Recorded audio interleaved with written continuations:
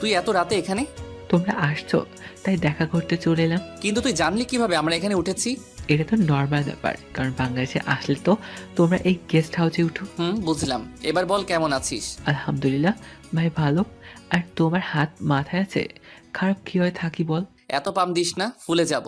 আমি যা বলছি এটা যে সত্যি সেটা তুমি ভালো করেই জানো। এবার বল, তুমি কেমন আছো? আমি আছি রহস্যের মধ্যে। মানে? না কিছু না, আয় ভিতরে আয়। চলো। অতঃপর দরজাটা লাগিয়ে রাশমিক আর তামিম ভেতরে চলে গেল, যেখানে আবির আর তাপসির বসেছিল। আবির আর তাপসিরকে দেখে তামিম গিয়ে ওদের সাথে কুশল বিনিময় করে নিল।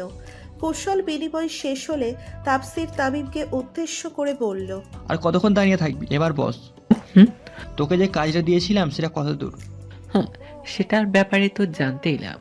এত রাতে আসার কি দরকার ছিল? ফোনে বলে দিতি।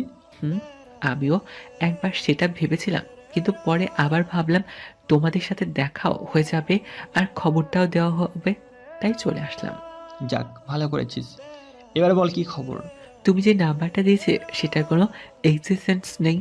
তামিমের কথা শেষ হবার সাথে সাথে রাশমিক বিস্ময়ের সাথে বলে উঠল, মানে এটা কিভাবে সম্ভব? ভাই, প্রথমে আমিও ভেবেছিলাম যে এটা কিভাবে সম্ভব, তাই অনেকবার রিজেক্ট করেছি, কিন্তু রেজাল্ট সেই একই। তাহলে আমার ফোনে ওই নাম্বার থেকে কল আসলো কিভাবে, যদি ওটার কোনো এক্সিস্টেন্সই না থাকে? তামিম কিছুটা কৌতূহলী হয়ে রাশমিককে প্রশ্ন করল, তোমার ফোনে ওই নাম্বার থেকে কল আসছিল? কল না আসলে আমি ওই নাম্বার কি হাওয়া থেকে বানিয়ে এনেছি নাকি? কখন কল আসছিল?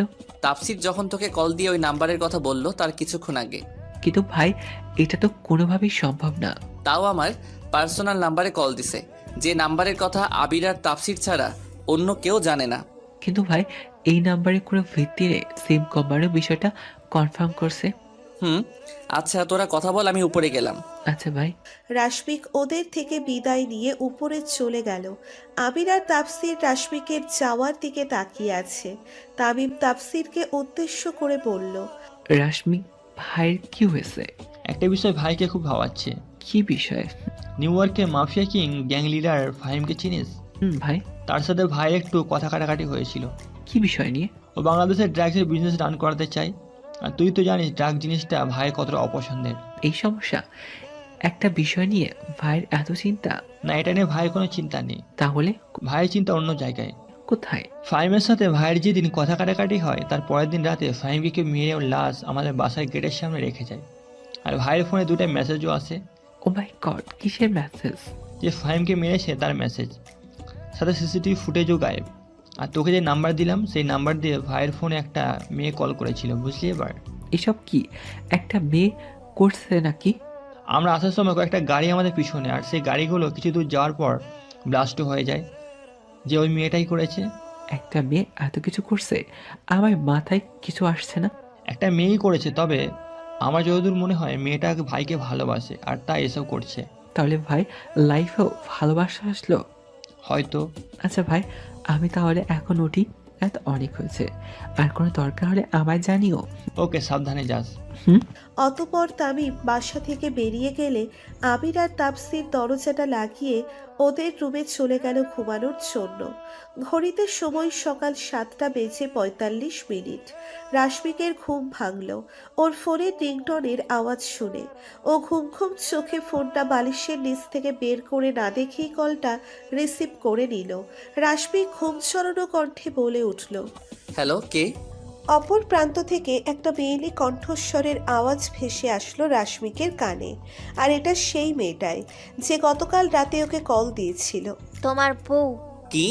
মেয়েটার কথা শুনে এবার রাশমিকের ঘুম পুরোপুরি ভেঙে গেল। ও শোয়া থেকে উঠে বসে বলল, মানে? কিছু না, যার জন্য কল দিলাম সেটা বলি শোনো। এখানে কি ঘুমানোর জন্য এসেছো নাকি কাজ করার জন্য? মানে? ফাহিমের লোক আজ সকাল 9টায় অর্চার্ড পয়েন্টে ড্রাগসের ডিল করবে, সে খেয়াল কি আছে? এই খবর আপনি কিভাবে জানলেন? সেটা জেনে তোমার কাজ নেই, যে কাজের জন্য এসেছো সেটা করো। কথাটা বলে মেয়েটা কলটা কেটে দিল। রাশমিক ফোনের দিকে তাকিয়ে দেখে এটা সেই নাম্বার যেটা দিয়ে কালকেও ওই মেয়েটা ওকে কল দিয়েছিল। রাশমিকের কাছে সবকিছু যেন গুলিয়ে যাচ্ছে। ও পা বাড়ালো ভাবনার জগতে। গতকাল রাতে তো তামিম বলল এই নাম্বারে নাকি কোনো এক্সিস্টেন্সই নেই, তাহলে এখন কিভাবে কল আসলো আমার ফোনে? কি হচ্ছে এগুলো? কেন করছে মেয়েটি এসব? কি ওর উদ্দেশ্য? রাশমিক ঘড়ির দিকে তাকিয়ে দেখে 8টা বাজতে আর 1 মিনিট বাকি আছে। ও তাড়াতাড়ি বিছানা থেকে নেমে ওয়াশরুমে চলে গেল ফ্রেশ হবার জন্য। ওয়াশরুম থেকে বেরিয়ে রেডি হয়ে নিচের রুম থেকে বাহিরে বেরোলো ও। নিচের ড্রয়িং রুমের সোফায় বসে গল্প করছে আবির আর তাফসির। রাশমিক সিঁড়ি দিয়ে নামতে নামতে আবিরকে উদ্দেশ্য করে বলল, আবির তাড়াতাড়ি গাড়ি বের করতে বল, বেরোতে হবে। কোথায় যাবে ভাই? Orchard point. এত সকালে ওখানে কেন যাবে? ফাহিমের লোক আজকে অর্চার্ড পয়েন্টে ড্রাগ সাপ্লাই করবে, তাই ওদেরকে আটকাতে হবে। আচ্ছা ভাই, আমি এখনই বলছি। রাশমিক, আবির আর তাফসির বাসা থেকে বেরিয়ে গাড়িতে উঠে পড়ল। গন্তব্য অর্চার্ড পয়েন্ট। প্রায় 45 মিনিটের যাত্রাপথ অতিক্রম করে ওদের গাড়ি গিয়ে থামল অর্চার্ড পয়েন্টের সামনে। রাশমিক, আবির আর তাফসির গাড়ি থেকে নেমে পড়ল। রাশমিক গাড়ি থেকে নেমে চারদিকে নিজের চোখ বুলিয়ে জায়গাটা বেশ ভালোভাবে পর্যবেক্ষণ করে নিচ্ছে। হঠাৎ ওর চোখ আটকে গেল কয়েকটা ছেলের উপরে, যাদেরকেও খুব ভালো করেই চিনে। কিন্তু এখানে এসে যে ওদেরকে দেখতে হবে সেটা হয়তো রাশমিকের ধারণার বাহিরে ছিল। রাশমিক বেশ ভালোভাবেই বুঝতে পেরেছে যে ওরা এখানে কেন এসেছে। রাশমিক ধীর পায়ে হেঁটে ছেলেগুলোর দিকে এগিয়ে গেল। রাশমিক ওদের পিছনে গিয়ে দাঁড়িয়ে ওদের মধ্যে একজনকে ডাক দিল। শিহাব। রাশমিকের ডাক শুনে ছেলেটা পিছনে ঘুরে তাকালো। ওরা মোট 4 জন আছে। শিহাবের দেখা দেখি বাকি 3 জনও পিছনে তাকালো।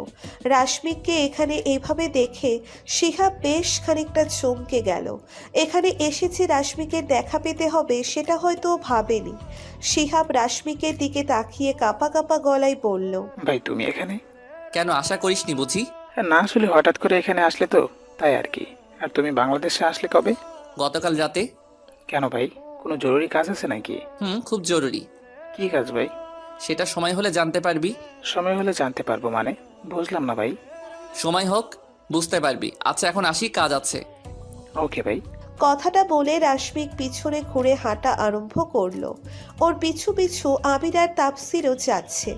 কিছু দূর যাওয়ার পরে রাশমিক, আবির আর তাফসির শিহাবদের চোখের আড়াল হয়ে গেল। শিহাবরা যেন হাঁপ ছেড়ে বাঁচল। রাশমিক, আবির আর তাফসির গিয়ে একটা গাছের আড়ালে দাঁড়িয়ে পড়ল। আবির বেশ কৌতূহলী হয়ে রাশমিককে বলল, ভাই এখানে এসে দাঁড়ালে কেন?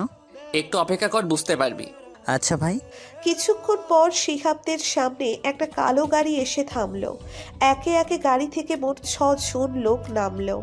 লোকগুলোর মাঝে একজনের হাতে একটা কালো ব্রিফকেস আছে। লোকটা শিহাবের সামনে এসে ব্রিফকেসটা শিহাবের দিকে এগিয়ে দিলে শিহাব হাসতে হাসতে ব্রিফকেসটা নিজের হাতে নিয়ে নিল। শিহাব লোকটার দিকে তাকিয়ে বলল, সবকিছু ঠিকঠাক আছে তো? সন্দেহ হলে চেক করে নিন। বিশ্বাস আছে যেহেতু পুরনো ডিলার। ধন্যবাদ, খুশি হলাম কারো বিশ্বাস অর্জন করতে পেরেছি বলে।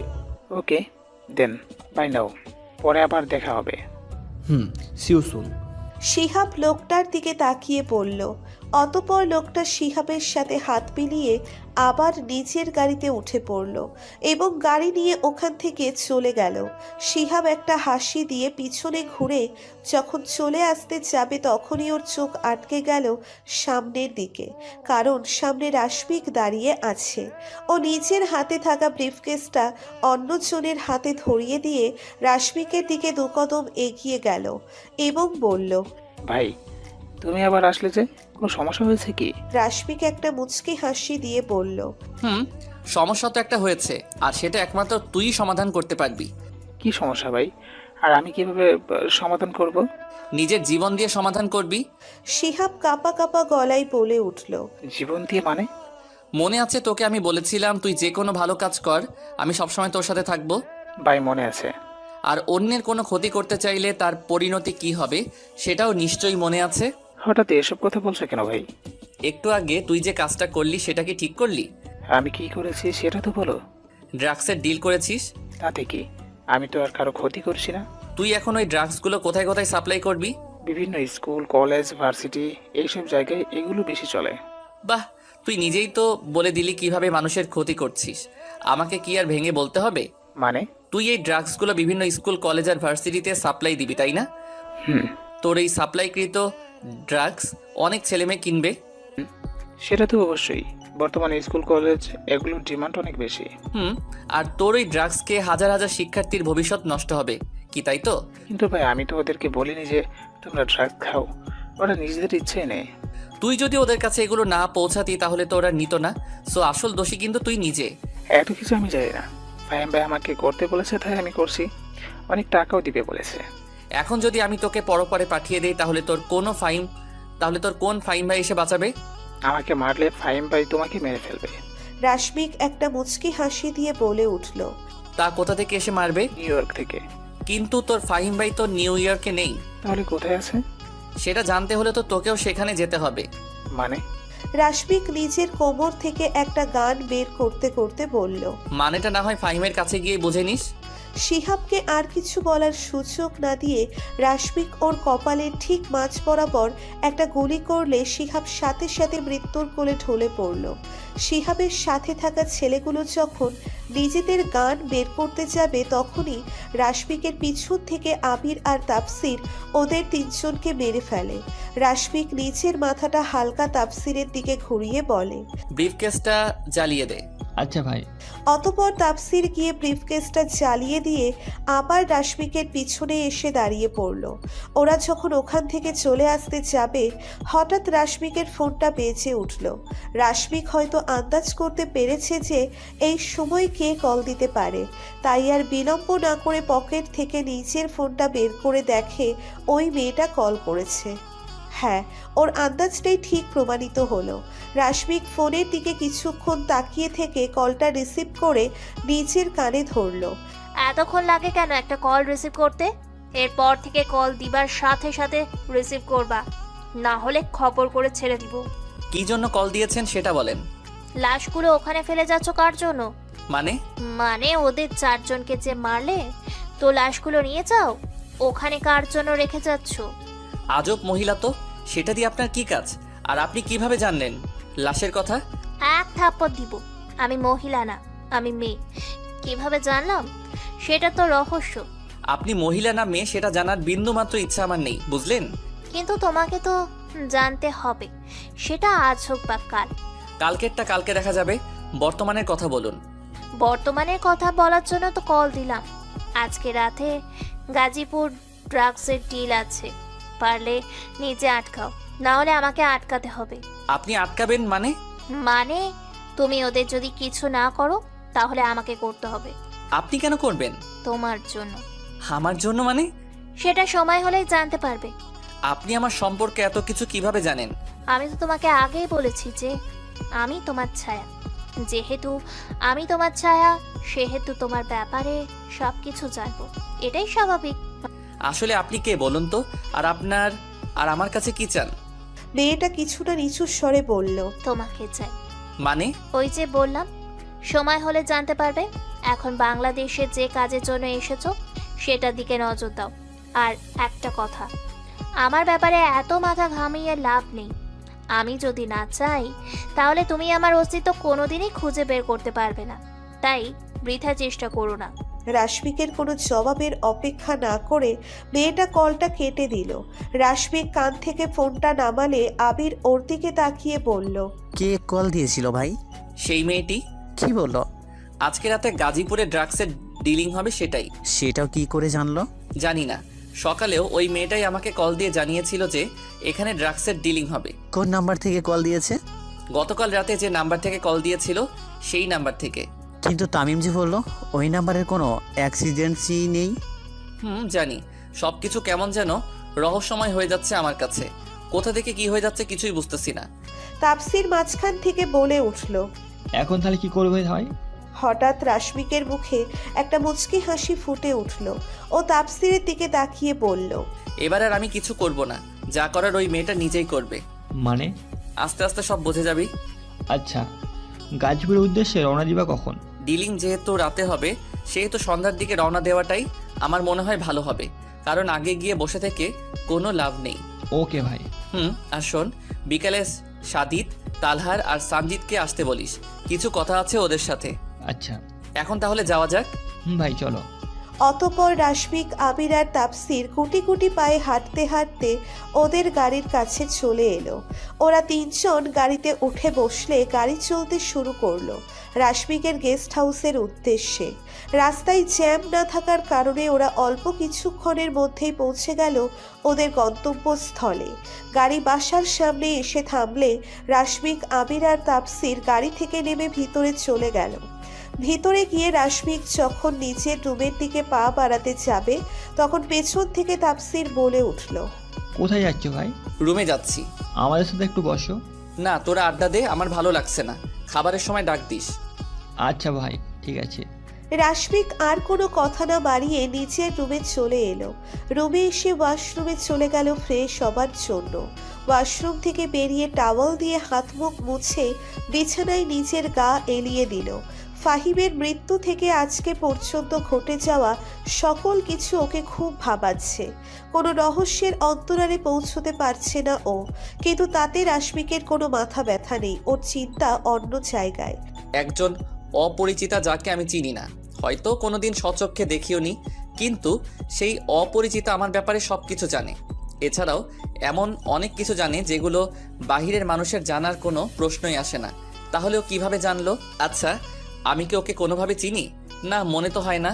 এছাড়াও আমার গ্যাংয়ে তো কোনো মেয়ে নেই, যদিও একজন ছিল, কিন্তু সে তো অনেক আগেই এই পথ থেকে বেরিয়ে গেছে।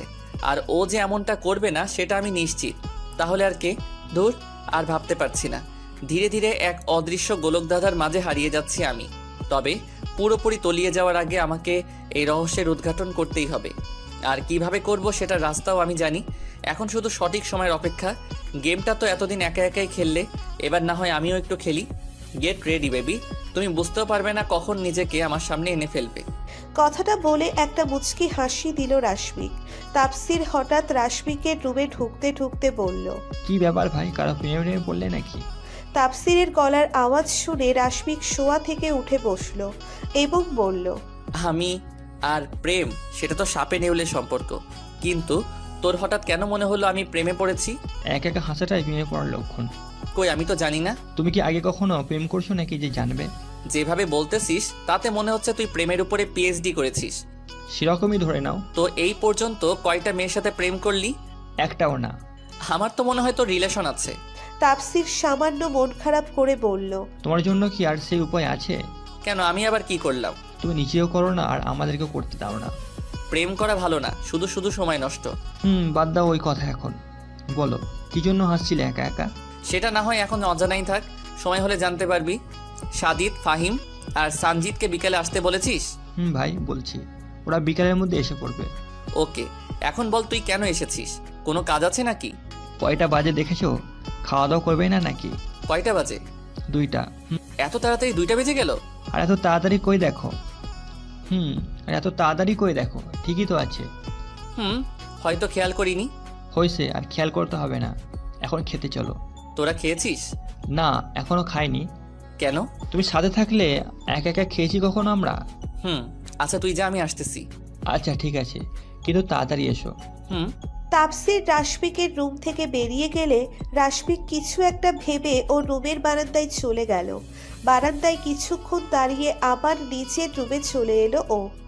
রাশমিক যখন রুম থেকে বেরোতে যাবে হঠাৎ ওর ফোনটা বেজে উঠল।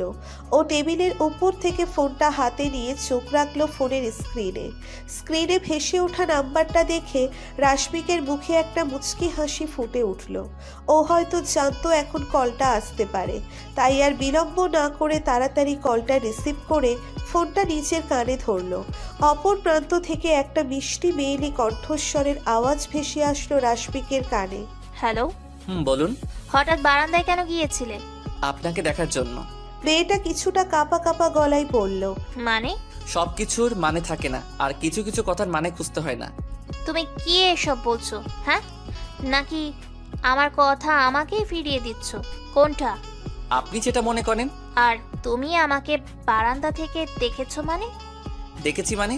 দেখেছি। কিভাবে দেখলে? বারান্দা থেকে। ফাইজলামি করো আমার সাথে? যেভাবে বলেছো তাতে মনে হচ্ছে আমি তোমার বাসার নিচে দাঁড়িয়ে আছি আর তুমি বারান্দায় দাঁড়িয়ে দাঁড়িয়ে আমাকে দেখছো। সেটাই তো বলছি। আমি তো আমার বাসায় আছি, তাহলে কিভাবে দেখলে আমাকে? রাশমিক সামান্য মুচকি হেসে বলল, সেটা তো রহস্য। আচ্ছা, আমাকে তো তুমি দেখেছো, তার মানে তুমি জানো যে আমি কি পড়েছিলাম, তাই না? এটাই কি স্বাভাবিক নয়? আচ্ছা, তাহলে বলো তো আমি ঠিক কি পড়েছিলাম?